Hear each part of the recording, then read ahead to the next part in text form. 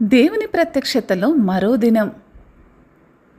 ఒక తండ్రి తానెంతగానో ప్రేమించే తన కుమారునికి ఒక చక్కని బొమ్మ కొనిస్తాడు. ఆ పిల్లాడు ఆ బొమ్మనే ప్రేమించి తండ్రిని మరిచిపోతే తండ్రికి బాధ కలుగుతుంది. అలాగే దేవుడు మనకు ఇచ్చిన ఆశీర్వాదాలకే మనం వంగితే దేవుడు మన హృదయంలో ఏమార్తము కూడా ఉండడు.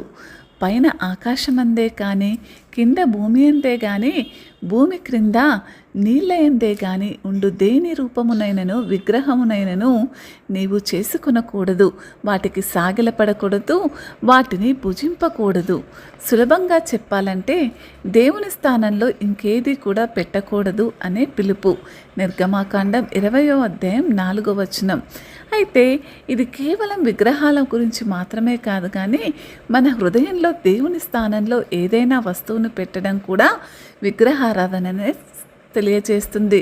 దేవుడు మనకు కనపడడు. అయితే దేవుడు ఆత్మమై ఉన్నాడని యోహాను సువార్త 4వ అధ్యాయం 24వ వచనం తెలియజేస్తుంది. మనం కనపడే వస్తువుల్లో దేవుణ్ణి కుదించలేము. విగ్రహాలు తయారు చేసి పూజించడం అంటే మనకు కనపడే దాన్ని నమ్మడం. కానీ నిజమైన దేవుడు కనపడని వాడే.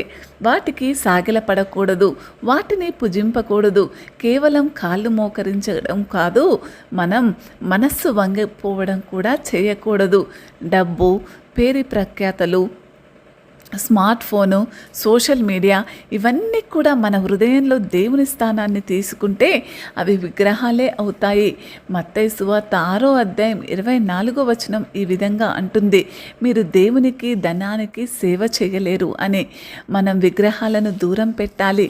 అంతే, ఖాళీగా ఉండిపోవడం కాదు, మన హృదయాన్ని యేసు వైపు మళ్లించడం.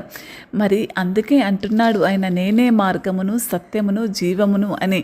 మన హృదయంలో యేసు స్థానంలో ఇంకేది కూడా లేకపోతే మన జీవితం ఆశీర్వదింపబడుతుంది. అదేవిధంగా దానియేలు, షడ్రక్, మెషక్ జీవితంలో జరిగింది. రాజు చేసిన బంగారు విగ్రహానికి వంగలేదు.